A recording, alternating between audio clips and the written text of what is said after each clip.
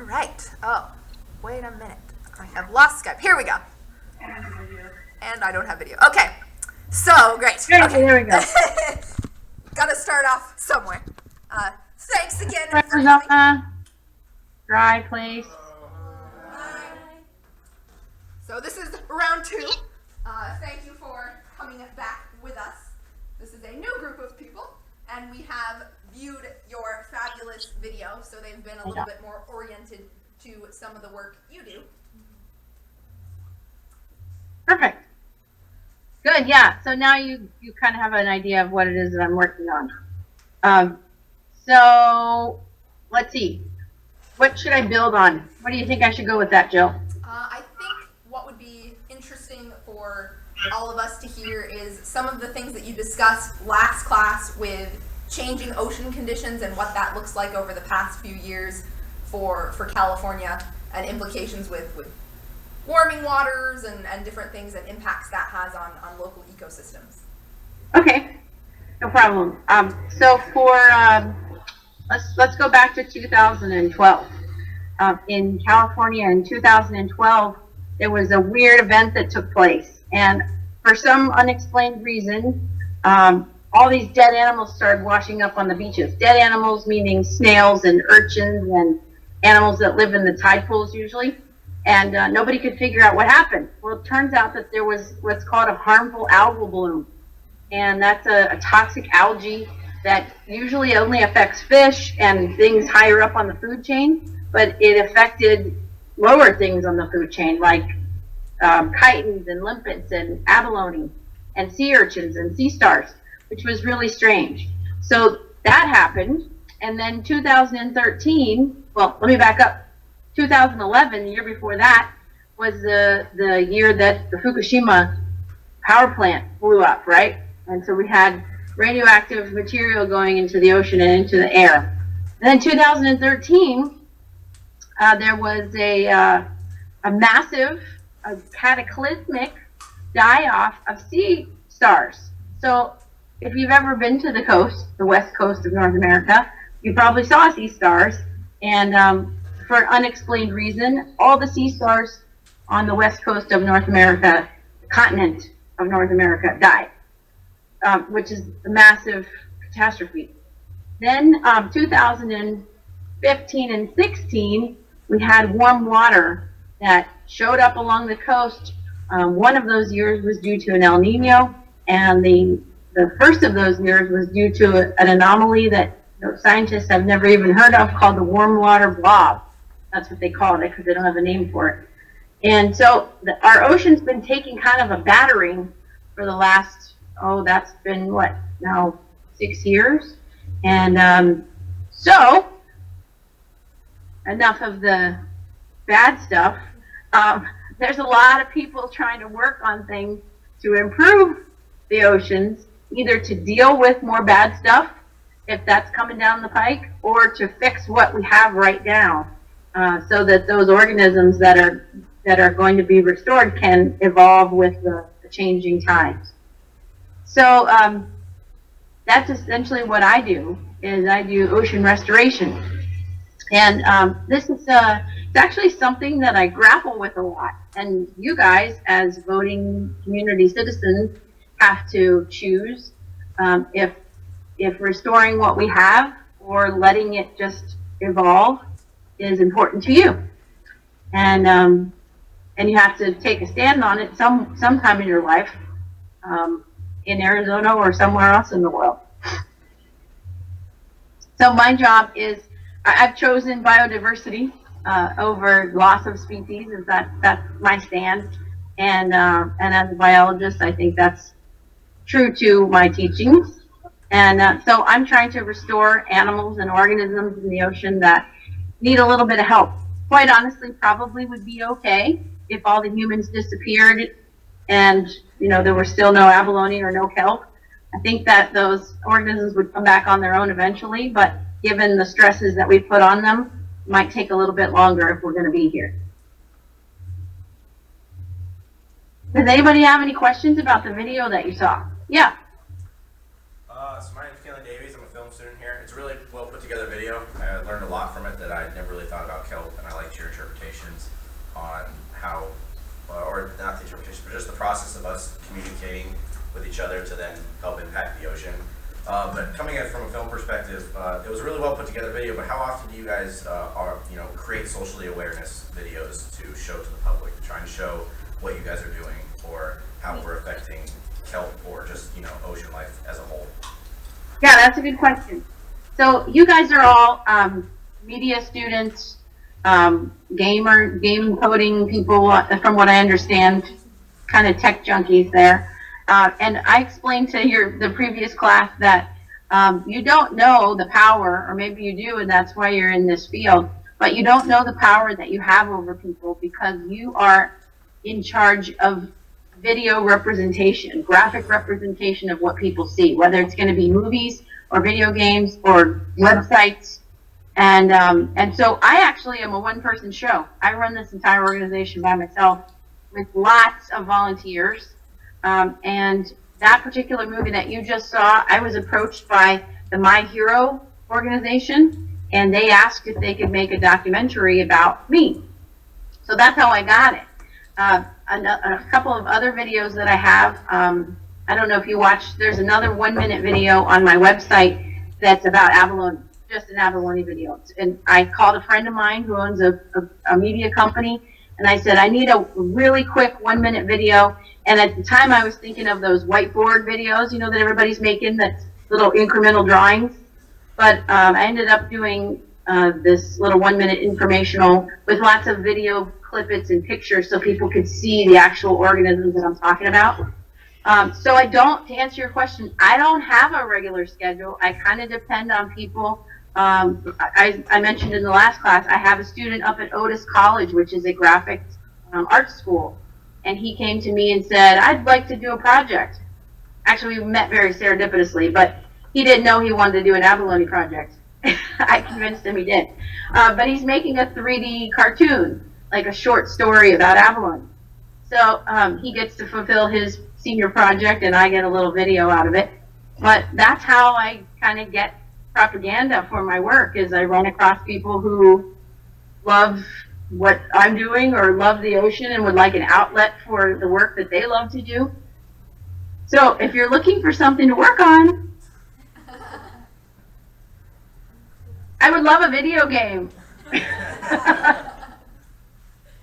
have many talented people in this room, so. Yeah, so as I mentioned to the last class, you guys have a huge talent, and if you take it on, a responsibility to share what's going on in the world through your graphic work, whatever media you're working with, because people are going to watch it. We eat up that stuff. And if it's just a 1-minute movie or a video game or a poster board, a billboard, you're portraying information to people. And so that Kelp Fest that you saw in the video, I utilized all of that, knowing all of that, to portray what kelp is to everyday people who would never be underwater, starving their whole lives. Yeah. Hi, I'm actually from Orange County. I was born and raised in Anaheim, and I Cool. grew up playing on the beaches of Long Beach, Sunset Beach, and Huntington. I know in your video you were working in Laguna Beach. Were there any other projects you're doing in the Orange County area, like in Long Beach and Sunset, or any places like that? Yeah, well, Orange County, as you know, is kind of north and south. Yeah. And so the northern end of the county, Long Beach, Sunset Beach, Seal Beach, Huntington Beach, is all sandy beach. Okay.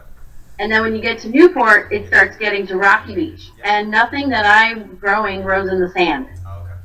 That's why there's no kelp there. It only grows on rocks. There's no abalone there. There's no real good fishing there except for halibut, because it lives in the sand.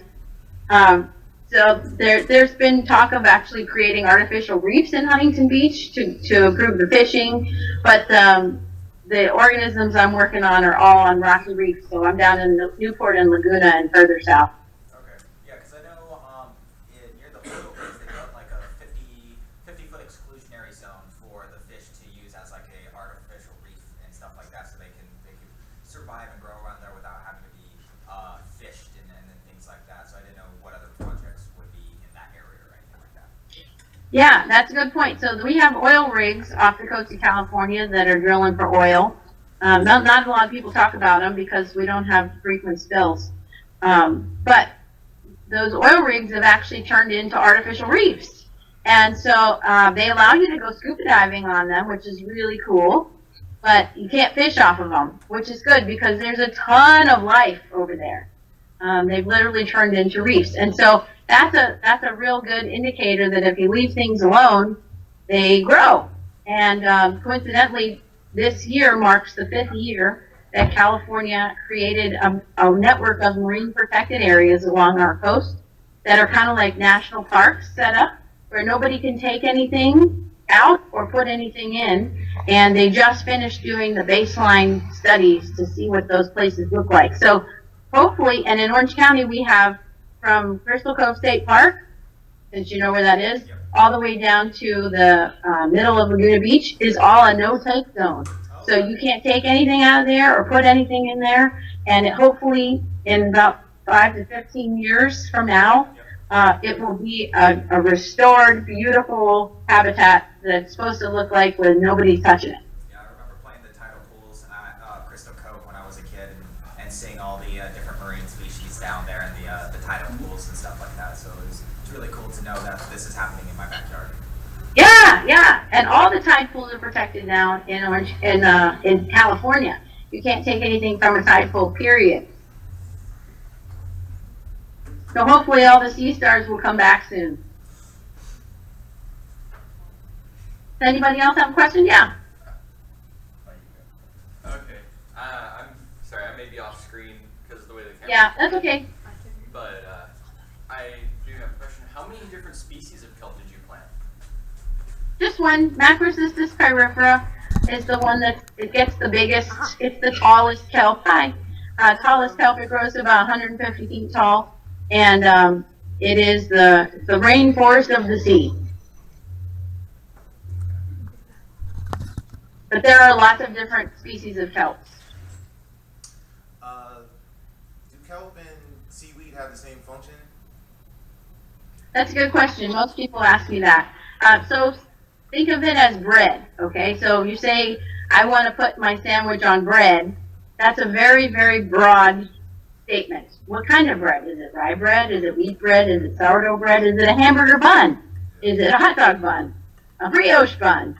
So seaweed is kind of a general term that non-scientists have created to call anything that's plant-like and lives in water. And so actually, technically, kelp is an algae, and so are most of the other plant-like things that live in the ocean. But there are grasses that live in the ocean, and then people also call plants that live in freshwater seaweed sometimes, which doesn't even make sense because it's not a sea. But technically speaking, we're talking about algae. Yeah. I am back. So I had a question about, because in the small video that we were watching, you mentioned that it's been 30 years since kelp had grown back on the coast and everything, and people were really surprised that kelp was washing up and everything. And you've grown a lot to having Kelp Fest and having partnerships with a bunch of different organizations to help you. But how did you convince people that had grown accustomed to having no kelp or not caring about this or not knowing about this, to then all of a sudden getting someone to say, oh, this is something important? Like, what was the action you did or the thing you said to them that made them want to continue that change? Well, I don't know the magic that is, but I'm going to give you a quotation that I try to remember and live by, and that is that you should never underestimate the work that a small group of committed citizens can do to change the world, because indeed it's the only thing that ever has. And that's by Margaret Mead.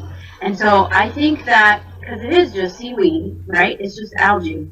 I remember getting this job in 2002 and them telling me that that's what I was going to do for a job, and that I'd have to get all these people on board. And I just thought in my head, that sounds awesome, but how in the hell am I going to get all these people excited about kelp? So I have to think that I mean, I obviously was excited, and so there's one, and I found a lot of camaraderie in the people that work in and around and like to recreate in the ocean, like scuba divers. And so I just found people with common interests that had like minds, like myself. And I think that once you start a movement, it can grow. And I think you're seeing that in your lifetimes right now with lots of different people excited about different things, and they are spawning excitement and growing things. Unlike anything that's happened really in my lifetime. So you're seeing it right now firsthand. I think that's how it works. Thank you.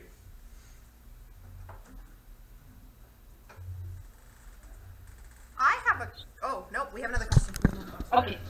Well, I was just wondering, you mentioned restoring the kelp forests, and that's kind of what you've been doing.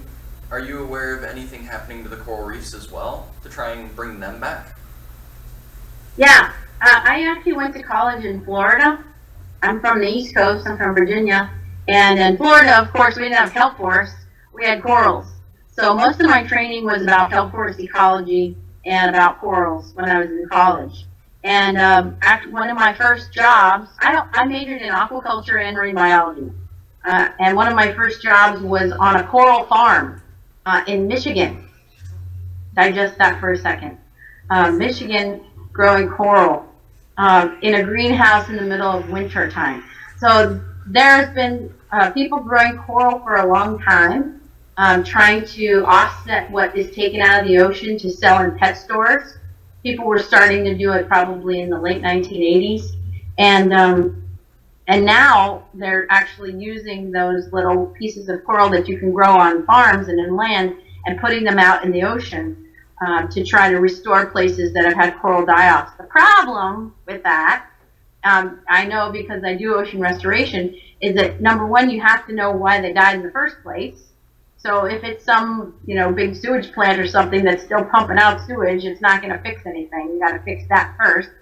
And two, the ocean has to be conducive to growing whatever you want to grow. So some places that are trying to grow corals, in a place that might have become acidified, that's not going to work. So unfortunately, not all the efforts to restore work, and I certainly failed a lot of times when I'm putting things out there.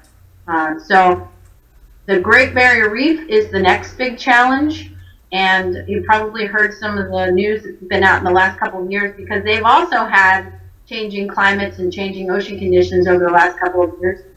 And the northern part of the Great Barrier Reef has suffered a lot of damage. And there's a lot of people trying to study it and figure out how to restore it, why it happened, and if it can be restored.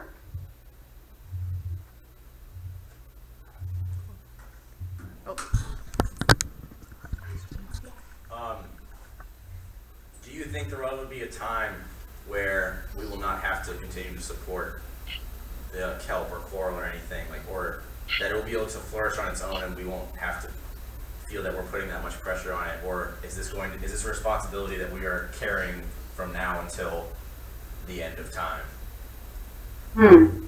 That's a good question. I guess my personal opinion is that if we're going to continue to reproduce on a massive scale, to where we're adding humans to the planet and creating more of a footprint on it, we're probably going to have to be more steward-like. If we choose as a population to keep all the biodiversity that we have. So I think we're going to have to continue to take care of things if we want to keep them.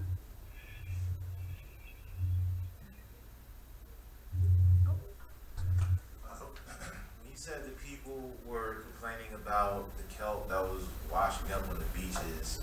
Like, what did they want to be done? Did they not know that, that was just like a normal thing? Like, what did they expect to happen? Yeah, they didn't know because it hadn't been there in 30 years. So a lot of people, had come and gone and died and bought a new house there. And by the way, these are like $15 to $30 million houses. And so a lot of those people might not even live there most of the year, right? They live in Naples or something in Italy. But they were pissed because they were going to now have to pay for the kelp to be cleaned up off the beach. And so no, they didn't know. And I pulled out historical photos to show them what it's supposed to look like. And eventually they just settled with, okay, we'll pay for it to get cleaned up. But I actually did go, I don't think I said this in the video, I did go to a company that makes biofuel, and I asked them, they were at the time trying to create a company that would recycle all the green waste in Los Angeles and use it to make fuel for planes at LAX and for high torque machinery at LAX. And so I called them up and said, hey, this is a great idea. Do you guys see using kelp? Because there is actually a fuel that you can make from kelp. Chile, the country of Chile, is growing kelp specifically to make fuel. And they said, oh my God, we didn't even know about this, but that's a whole other stream of waste that we hadn't considered. So I told them to consider it because our whole coast is covered with kelp, but they weren't ready to do it at that time. That's so cool. Is there any kind of negative impact from removing the kelp from the beaches? Like, did that, because I remember you said that was like another ecosystem in and of itself. So, like, when the kelp washes up on the beach, like, how does that tie into that ecosystem? Yeah, that's a good question. I was actually just at a meeting 2 days ago on the results of this marine protected area that's been enacted. And so they monitored the whole entire coast of Southern California and surveyed all the different habitats from the intertidal to the sandy beach to the rocky shore to the kelp forest, and then out with ROVs into 1,000 feet of water. And they came back and said that the Southern California sandy beaches are a biodiversity hotspot on the planet for tiny little macroinvertebrates. So that means little fleas and crabs and things that live in the sand. And they live in the sand because when the kelp washes up on the beach, they have a nice, moist place that's got lots of nutrients where they can climb in through there and chew on things and eat each other. So it's like another little kelp forest, but on a micro scale when it washes up on the beaches. And then the birds come in and feed off of that. And the grunions come up. The kid from Orange County probably knows what grunion are, but they're a little fish that comes up only during full moons, and they lay their eggs in the sand, and they like to lay it underneath the kelp that's washed up on the beach to keep their eggs nice and moist. So yeah, it's a whole other ecosystem that's being pulled out and raked away every morning because people don't want to see kelp laying on the beach. So that'll probably be my next project. Okay, I was just about to ask, were there any initiatives to try to preserve that? Yeah, there's actually a lot of people that work on that, and they're more successful where there's not a lot of people. They have been successful like in the winter time to get the beaches to stop raking the beaches because there's nobody out there anyway. But when the spring comes around and the summer comes around, they go out and start raking the beaches.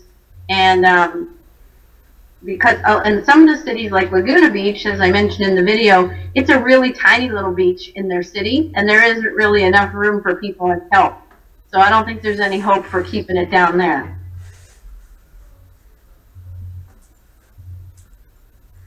I'm curious to know the surveys that you mentioned in the video, what's going on with monitoring how some of these species are doing and how the kelp is growing and impacts on ecosystems that have been restored. Yeah, so for about 10 years I did the surveying of the kelp forest, and right now my focus is on abalone, so I'll be probably a couple years before I get back underwater again because I'm growing the abalone and I'm currently searching for them in tide pools, so I don't have to dive at the moment. But over time, the interesting thing to see was that there's more three-dimensional habitat for animals to live in, and so therefore, as soon as the kelp started to grow, they took up that three-dimensional habitat.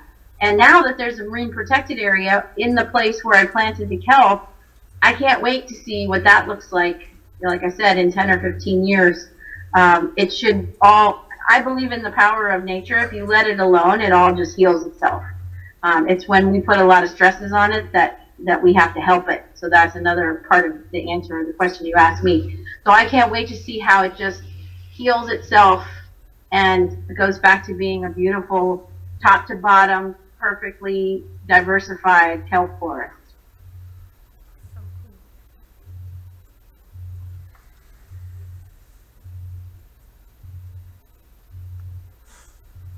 Would you mind talking this class through that kind of permitting process? I just think that's kind of a fascinating concept that since you were... Sure. Sure, yeah. So in order to do this type of work, there aren't a whole lot of people that do it, number one. So there's no pathway for it. So when you go to the office that Department of Fish and Wildlife, for instance, and say, I want to do a project to restore abalone. Well, there's no forms for that, and there's no permit line for that. So I have to kind of fall under some other type of project that there are forms and permits for. So for the kelp project, that was like building a hotel on the beach. So I had to do all the same work that a developer would have to do to build a hotel on the beach or build a pier on the beach. I had to lease the land from the state. I had to get permits from the Navy saying that kelp would not be a navigational hazard to the naval operations in the area. I had to get permission from the Coastal Commission because I was putting the kelp out on little tiny tiles, and that was considered dumping in the ocean, even though they were biodegradable tiles. And I had to pay for these 6 different permits every single year in order to do the restoration project. So when people ask me in different parts of the world, how do you do this project? Of course, it's different in every part of the world. That's why a lot of people go to Uganda and Bali and far off places to do projects, because they can do it there. There's not all this red tape and bureaucracy that we have in the United States. If you've heard of the islands in Dubai, the Palm Islands and the World Islands, that's a great example. They built those things in like a year because they had no permitting. And one of my friends was an ocean engineer for that project. They just dug up the bottom of the ocean, turned it into islands, and now they're making multi-billion dollars off of it.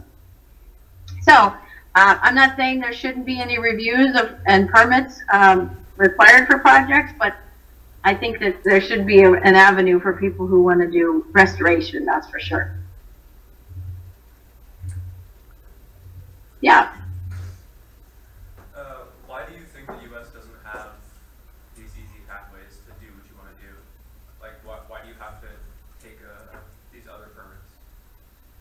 Because nobody had done it before.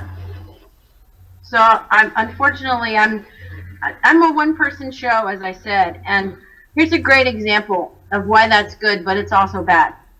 There's a real need to restore abalone for economic purposes and social purposes in Southern California. But in order to do that, it's going to take at least 5 to 10 years to grow them. And a normal nonprofit organization, it's a business. If they can't see a return on their investment very quickly, it's not worth it for them to do it. So there's another organization in town that tried to, quote unquote, steal my project and start doing a green abalone restoration project until they realized it was going to take too long, and they said, we don't have the money to do this. Well, I'm just one person. I have 6 other employers so that I can fund my life and wait this thing out, because I got a lot of abalone to grow and it's going to take a long time. And so because I'm only one person, I can do more because I can wait out the process of actually growing them and then planting them in the ocean. Now, when it comes time to plant them, I have a feeling there's going to be a lot of people that want to partner with me and do the project. I'm going to need them, actually, because it's going to be an overwhelming job to monitor 600,000 abalone in the ocean. So I'll go to the other nonprofits in the area and ask them if they want to do some partnership then. But nobody can afford to be involved in it until there's a product, essentially, the abalone, to sell, so to speak, and write grants to put them in the ocean and do the restoration. So nonprofit organizations run just like businesses. Yeah. Do you think that's why, that's part of the reason why national parks and stuff get so much attention and so much care in trying to preserve them and not the oceans? Like, do you think it's like a lack of education, or is it just easier because nobody lives in rainforests and stuff like that, and you know, these national parks, so you know, there's not an area inhabited by people already, so you don't have to worry about, you know, like with the beaches, people want to vacation and, you know, go on the beach, and they don't want these natural things that are occurring naturally on the beach because it's an eyesore to them. You don't have that in the rainforest. Nobody goes out in the rainforest to, you know, suntan and stuff like that. So is that why all that effort is thrown at the forests and not at the oceans? Well, there's actually a lot of effort being put into the oceans, but unfortunately, we're all nonprofit organizations for the most part. There's nobody who governs the middle of the ocean, right? So most of the oceans, there's only a governing agency for about 7 miles offshore. And then it becomes international waters, and nobody's in charge of those. So if you think of the Pacific Ocean, there's like 5,000 miles of open water that nobody's really in charge of.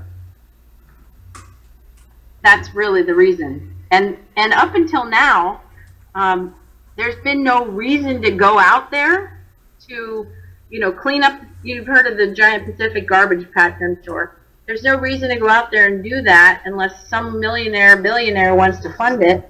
There's no reason to explore the bottom of the ocean. There's only been 2 people in the history of the world, and James Cameron, the movie maker of Titanic, was the second one to go to the bottom of the ocean. Why? Because there's no money in it. The first person that went down there was for military operations, to find out about, can we actually maneuver down here and maybe blow somebody up if we needed to. And there's no monetary incentive to go to the bottom of the ocean. So James Cameron, being an explorer and loves the ocean, he financed the whole thing himself and went down and made a movie about it. But now they're finding that there's stuff we can mine down at the bottom of the ocean. So now there might be some research funding that's turned towards going down to the bottom of the ocean and seeing what's down there. As you probably have heard, we've only explored 5% of the world's oceans, and they cover 75% of our planet. So, and then think about this, we're planning on going to Mars. That doesn't make any sense. Why? Because there's people that want to invest money in it. Sounds fun. We can get more innovations. We can start up some new businesses, trying to get people to Mars, into space. So it's all relative to business.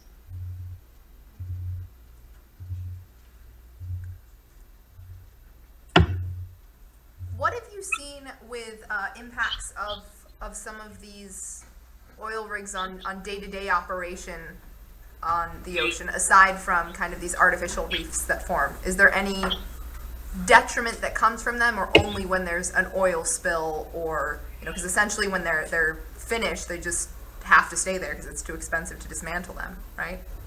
Yeah, the oil rigs, there's no problem until there's a problem.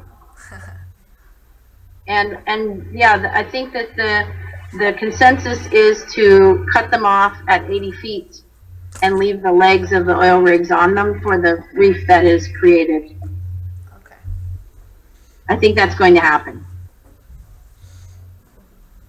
Well, we're about at the time for the class. Does anyone have Okay. any final questions or concerns for our fabulous guest? All I have to say is I can't wait to see the results of your work next time I head down to Laguna or Crystal Cove. Yeah, well, call me. You can come out and do an abalone survey. I'd be down. I'd be interested. Okay? Thank you so much again. We really appreciate your time and expertise. Thank you, guys.